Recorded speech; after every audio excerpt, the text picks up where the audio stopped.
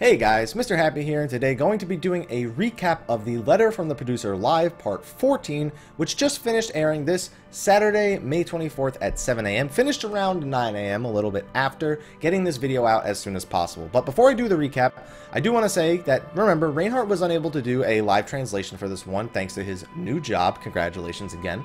So we had some other people step up. I do want to do a shout out to, I believe, here are the names I was given. Continued is one person's name. He has a first name, and the last name is not spelled Continued, but I don't feel like saying it out loud because I think I'll mispronounce it in a very inappropriate way. Also, Kavensky, whose translation that I was actually streaming live. And I believe another one, Lumi Lima, was another one. If that name is wrong, though, I remember seeing those three names pop up. So thank you for stepping up and doing live translations. We all know how much us non-Japanese speaking or even reading people really appreciate it. So anyway, let's go right into the Letter from the Producer Live recap. Now, I do have two tabs up right here. I have one of the official translation and one of the unofficial. The unofficial one is accompanied by many screenshots, though, so I'm going to go through this one and kind of just fill in what I need to from the official translations. So there was a test. This is right here. This is the test translation. So this is just them doing a quick introduction. They do a self-introduction. Now, the very first thing they went into was the Novus questline, which is the third part of the Zodiac Weapons quest. So basically, it goes Atma, Animus, and the next one is going to be a Novus. Now, they didn't really give us too much here, but they did say that we're going to need Sphere Scrolls and that you will be able to start customizing your stats with the Novus weapon. They also said that, as you can see on my screen, the Novus weapon will be item level 110. We also saw later in the live stream that the glow on it is going to be more of a goldish yellow kind of glow as opposed to the glow that we have now.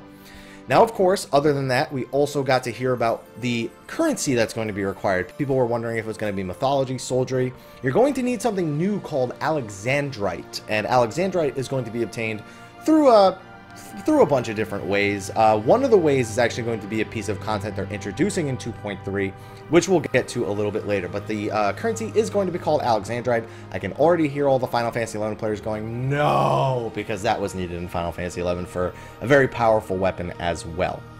Now, next thing he went over was just general 2.28, what we can expect to see. And since we have screenshots here, this is perfect. Coming in patch 2.28 part 1, continuation of the Saga of the Zodiac, simple.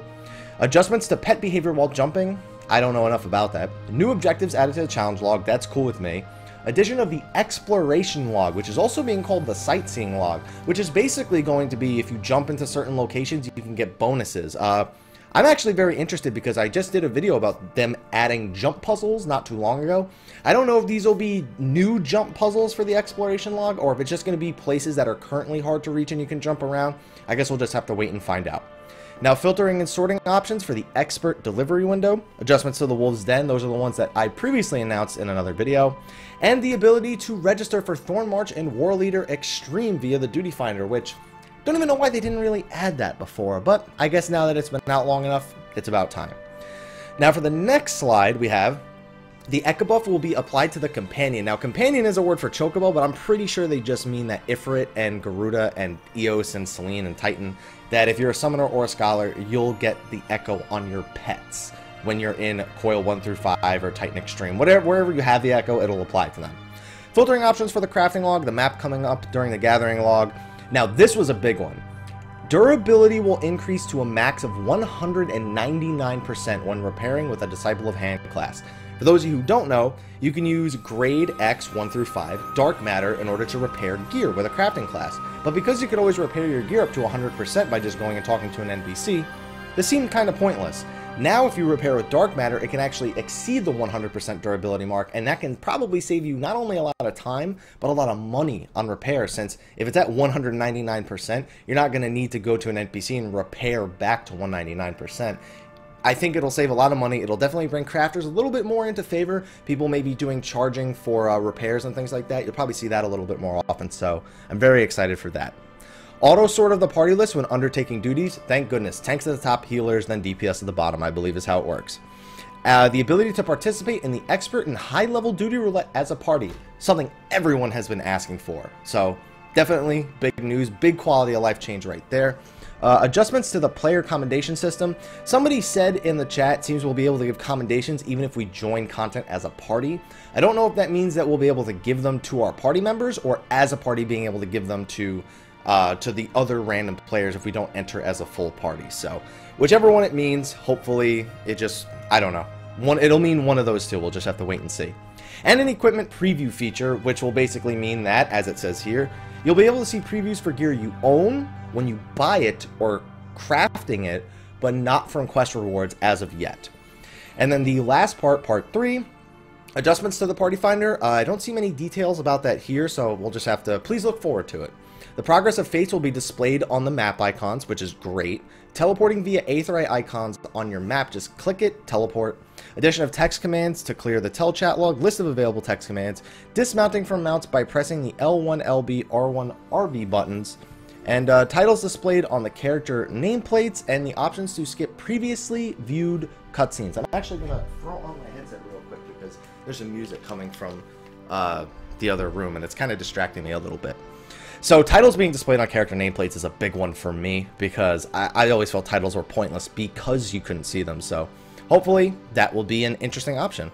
And the ability to skip previously viewed cutscenes is massive because I'm tired of entering Coil and having to watch like 15 cutscenes every time I go in there.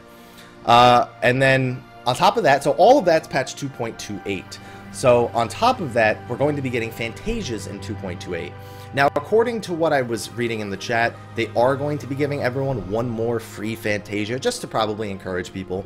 After that, it'll be, you buy it, and it'll be gifted to all your characters that you have. There will be 3 purchasable options. You can buy 1, 3, or 5, and you can have up to 9 purchased in total. I'm assuming that means that if your character has 9 Fantasias on them, you can't purchase anymore, but that wasn't made very clear here. And there will be an option to buy a specific number of them, not just 1, 3, or 5 in the future.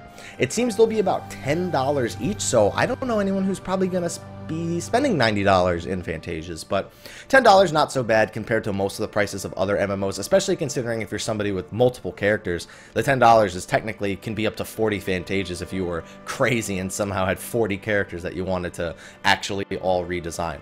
Now, the patch was originally planned for May 28th, but they actually had a power outage at one of their offices in Japan, which is going to delay it until June 5th. Just an extra week, not a big deal considering it's just a quality of life patch.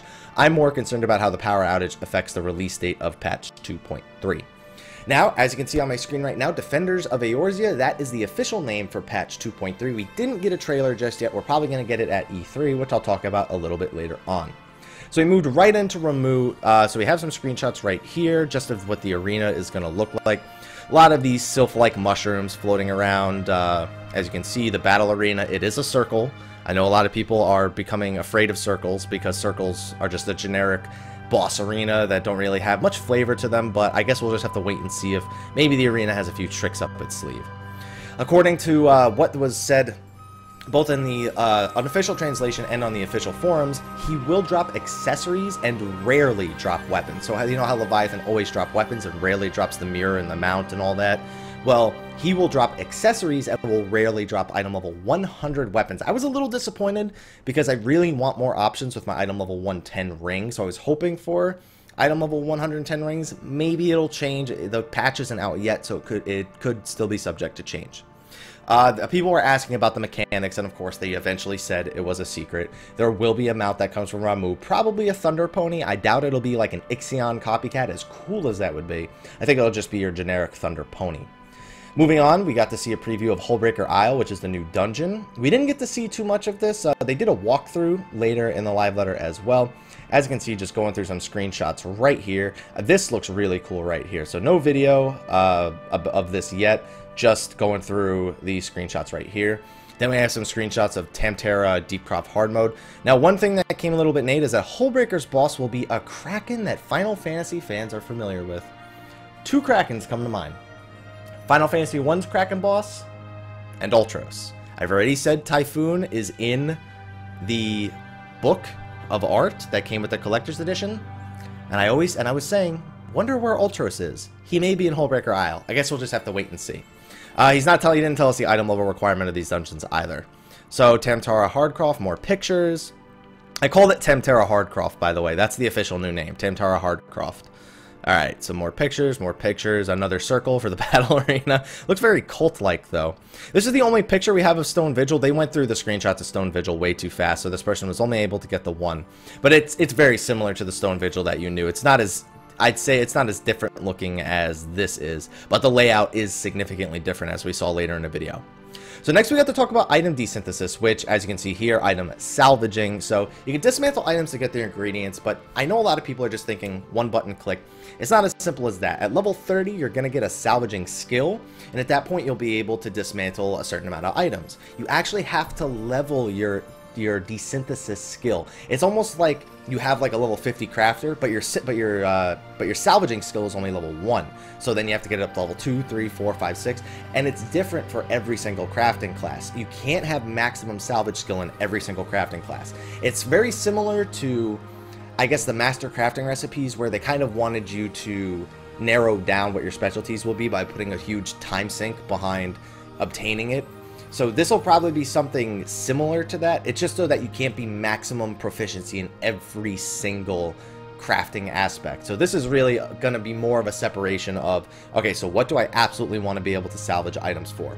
On top of that, it's not just a one button click and you level it up. It actually has its entire set of skills, similar to regular synthesis, where you actually have the progress bar and everything. At least that's how they've made it seem. It's not just going to be a one button click and dismantle. So you'll always receive items that were ingredients for the crafting recipes. You'll be able to desynthesize most items, but there will be an item level restriction on it. So we'll have to see how high the item levels go. We won't be able to do like probably second coil stuff. It may stop at maybe even 90 because that's where the crafted gear stops. So I don't know what this means for dungeon-based gear, but hopefully we can get rid of some of the old weapons, maybe some old item level 60 or 70 primal weapons we aren't using for things. You are going to be able to desynthesize furniture if you don't need it. So for those of you who have retainers that won't stop bringing you back lamps, I guess you can desynthesize those if you really, really want to. And other than that, there wasn't too many details. Now, again, dived right into daily hunts. Now, daily hunts actually sound a lot better than I was originally going to give them credit for. So they called a lot of these enemies risky mobs, and they appear in the Eorzea overworld, and you get points whenever you do one of these daily hunts. As you can see, here's a poster for a daily hunt. Now, there's two types of daily hunts, and one of them is not daily. There's the daily hunt that you can do that mobs are pretty weak. Most of the mobs from the daily type hunts will be soloable by somebody with an average item level of 90. According to the official translation, they said that most will be soloable by about average item level 90, but some will require a group. Now, the group ones you can actually only do once a week and are given to you from the Grand Company. So a little bit more group-based overworld content. I don't know exactly how this compares to the notorious monster system of Final Fantasy XI, but they're making it seem like you don't just force spawn an enemy. Like they're going to add a bunch of enemies that are specifically for daily hunts, and you'll have to go out there and camp them against other people. Again, they're just making it seem that way. We'll just have to see. Now, whenever you do a daily hunt, you get points, and depending on the difficulty of the enemy, they can give more points. So the higher the rank, the more points. And these points can be spent on Tombstone Hand-ins, and even on Alexandrite, which is going to be used for the Novus upgrades. So I have a feeling that this is actually something a lot of people are going to be involved in, especially right away for the Alexandrite, for the Novus upgrades. But we'll have to see how the points actually compare. If I had to guess, there's going to be another minion, maybe a mount behind it too, but those are just guesses. We'll just have to wait and see. The next question, the next few questions were about mechanics with a random factor, and Yoshi P was like how too much randomness is unhealthy because it's not competitive. They just got, it's like, oh, well, of course they beat it before us. They got lucky with the skills. So it's more, it kind of lowers the competitive level according to him. But he does say there's going to be a boss on 2.3 that has some randomness to it. Gee, I wonder, Ramu, lightning bolts, random. No, it doesn't sound random to me. And he says he's also planning content where the reward is nothing but bragging rights, but he's not sure if it'll finish in time. Sounds like time trials to me. It sounds like something that, like, if you queue into Titan Extreme, it'll say the current record for Titan Extreme is 3 minutes and 15 seconds or something like that. And that would actually be pretty cool. And it's just for bragging rights. So there's not going to be any, from what it sounds like, no content behind it at all. It is just for fun, just to challenge yourself. They asked about the Black Mage buffs, and they said the changes will be minimal, but in the official translation, they said that the focus is to increase single target DPS of the Black Mage, which, granted, is not one of their strong points. They're not horrible at it, but they're definitely stronger AoEers.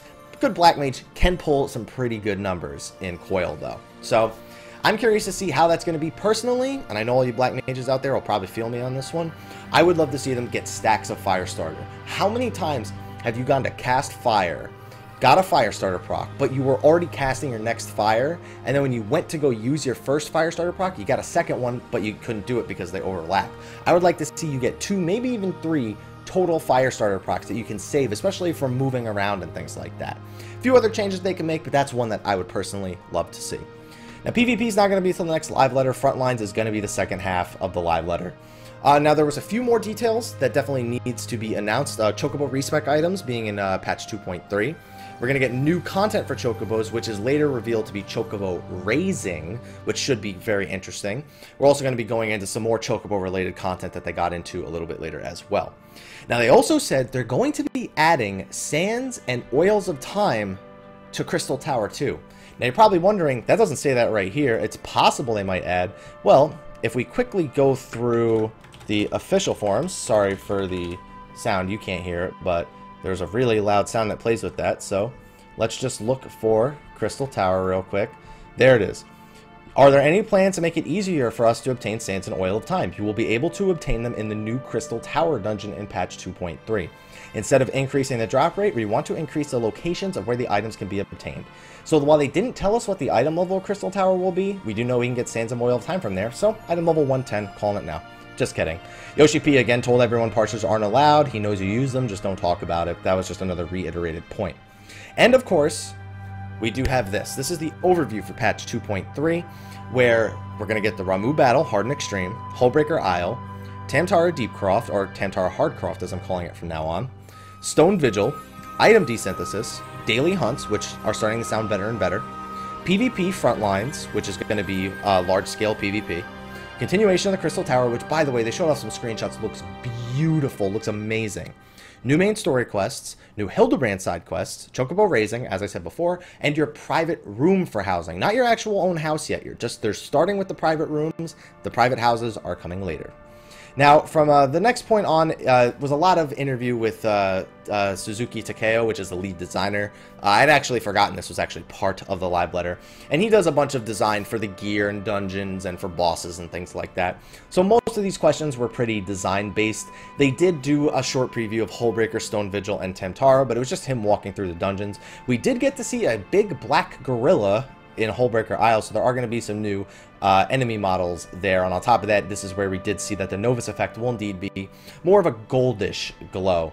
Now, other than that, we did get to see some new pictures of design things that people are going to love. Aesthetics. You will be able to dye what looks like your AF gear. This is strictly for vanity purposes, just in case people want to actually use them, since the items are probably just wasting away in your armoire or your retainer right now. They showed some more gear design. They showed some new marriage designs, which are really, really cool. They are starting to work towards adding marriage into the game. And this is a rough sketch of what the tuxedo and the wedding dress are going to look like. And I don't know about you, but looks pretty sexy to me. I'm going to definitely get that tux. Gotta get it. Now, next thing they went over was some of the new glasses. Again, a lot of aesthetic things right here. We have some of the glasses right here, as you can see, some of the styles. Very simple styles. The goggles look horrible. And then you get this. I don't know about Mortal Kombat crossovers, but that's Kano. I know it's just like an Allegan eye or something like that, but I'm sorry. That's Kano. That's Kano from Mortal Kombat. That's all I'm going to say. And then they just talked about new hairstyles, new dances, new emotes, a new summer event. They showed off some of the new standing and sitting animations. As you can see, we have some of the change poses right here. And then we have new sitting animations like this. The one leaning over, and then we have the traditional Japanese sitting anime. I believe it's called Seiza or Seiza. I don't know. I'm not Japanese, so I'm not gonna pretend to be. Yeah, see, there it is, Seiza. There you go. Add skirts. There's going to be new barding, some with cute designs, some with awesome designs. There's going to be a Ramu barding. Now, these screenshots are not of the highest quality, but they were pretty nice. This is really hard to see, but this is actually a two-person chocobo. I know you're already thinking that's a Lalafell sitting on a big chocobo, right? Well, that's because that chocobo carries two people. They're working on two-people mounts, which I spoke about briefly in a video before, but it was nice to see a little preview of it. Large model chocobo for dual riding. This is also the wedding chocobo, so when you go to your wedding, you will have your own chocobo that's specifically made for the weddings. And then finally, during the wrap-up, Yoshi P mentioned a referral program for inviting friends to the game. They did a quick plug for Theatrhythm. This is also going to be the 450-day veteran rewards, the rank 7 rewards. I'm sorry, I almost puked there because I saw the mask, and it's just... I got nothing to say about that. Wind Up Goblin looks cool. That mask is ridiculous. That's all I have to say. And then we got the announcements about E3. What's going to be going on at E3? So we're going to have the letter from the producer live at E3, which is on Tuesday, June 10th at 1 p.m. to 2:30 p.m. Pacific Standard Time, so 4 p.m. to 5:30 p.m. Eastern Standard Time. That is going to be fully voiced in English. That is not going to be like the traditional ones where they're Japanese and we have people doing live translations. That one will be voiced in English. That is also likely where we're going to see the new jobs teased. So I highly recommend that if you're looking forward to that, tune in Tuesday, June 10th, 2014 at 1 p.m. Pacific Standard Time, and you will probably find out about the new jobs. That's what I'm guessing, at least. And then on top of that, we're going to have an actual letter from the producer live part 15, which is the second half of patch 2.3 exclusive, which is probably going to be Japanese audio. Maybe they'll have a live translator. I guess we'll just have to wait and see, but I'd imagine that's going to be very similar to the one that I am actually just, you know, giving you a recap on right now. Both streams will be at E3, but it should be pretty cool. Hopefully, there's going to be a Japanese translation for the English one. Hopefully, we get an English translation for the Japanese one. And finally, a full active time event in Sendai, which will be in Japan. No confirmation of a live letter coming from this, so I'm going to reserve my judgment on that. It could happen. And then just a few last details out here, thanking people for coming to support. And that's it, guys. It was actually a pretty good live letter. They went through it really quick. They pretty much answered all the important questions, item levels. They, of course, wouldn't go over mechanics. They showed off the content that we were all wondering about. Just to run through real quick, let's just go through the Q&A itself to see if we missed anything. Saga the Zodiac, be able to customize stats starting with the Novus weapon. No immediate plans to change the Atma or Animus quests drastically in the next patches. Item level 110 for the Novus weapon. The design will change for the Novus weapon. Trials of the Brave supposed to be ancient texts. This was more of a lore thing. Will there be hard and extreme modes of Ramu? Yes. What will the mechanics be like? It's a secret during the main scenario. Mentions Ramu as a guardian deity. This will be a huge story spoiler if they explain why we're fighting Ramu, so they don't. But there is a reason, is all they're going to say. Hullbreaker Isle, they told us where it's located in southern Lenosha. They showed us images of the new dungeons. They didn't tell us what the item level was for the new dungeons, but they did make a slight mention on the live letter that Hullbreaker Isle may be harder than some of the previous dungeons. I don't know how much to take that at face value after what they did to Pharaoh Sirius. Pharaoh Sirius was fairly difficult when it first came out, even for people who were moderately geared, and then they ended up nerfing it later. They could just make the rewards closer to item level 80 or 90 from Hullbreaker Isle, and then make it a significant challenge for people who are around those item levels, but I guess we'll just have to wait and see. After what they did to Pharaoh Sirius, I'm not saying anything for sure right now. Will there be weapon drops from Ramu? Yes, but they will be rare. This is just some more information regarding the Fantasias. Will there be rare drops from the instance dungeons? They said maybe, maybe not. Will it be possible to desynthesize all items? No. This is another overview of the patch 2.28 notes that I went over before. Are there different level difficulties in hunts? Yes, some of the marks can be defeated solo by an item level 90 player, and some may require a group of players.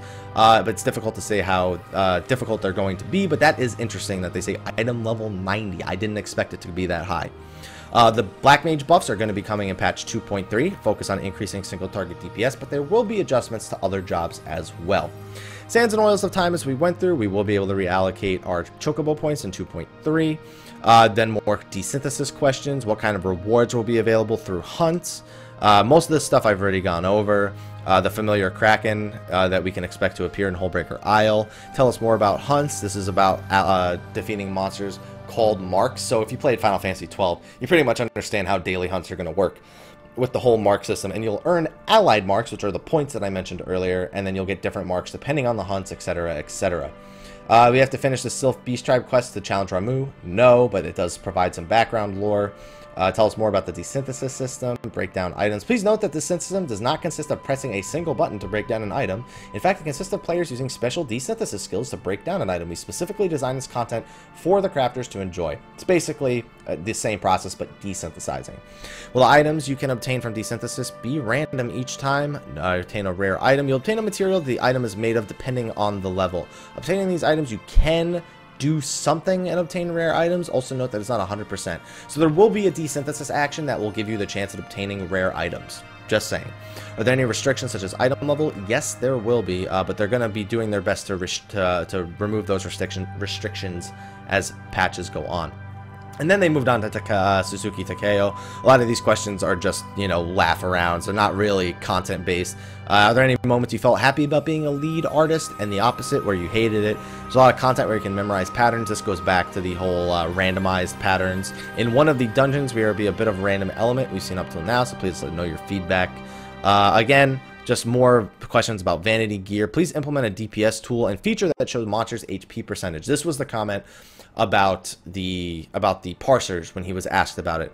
An HP percentage display shouldn't be too hard, so they'll look into it. In regards to a DPS tool, we don't have any plans to implement something you can use during battle. If we were to implement something like this, it would be a necessity for combat, and we feel it would cause conditions where lines are drawn by players saying a certain amount of DPS output is bad. However, I understand your request to be able to know how much DPS you are doing. While it is a bit off in the future, I think we are making something you can understand how much DPS you are doing by having content for beginners, where you can reach a certain amount of DPS within 2 minutes to clear it. Very, very awkward. It seems like we're not going to be getting an official DPS tool anytime soon. And as far as he stated after this, parsers are still not allowed. Don't use them, or if you are using them, don't tell them you're using it.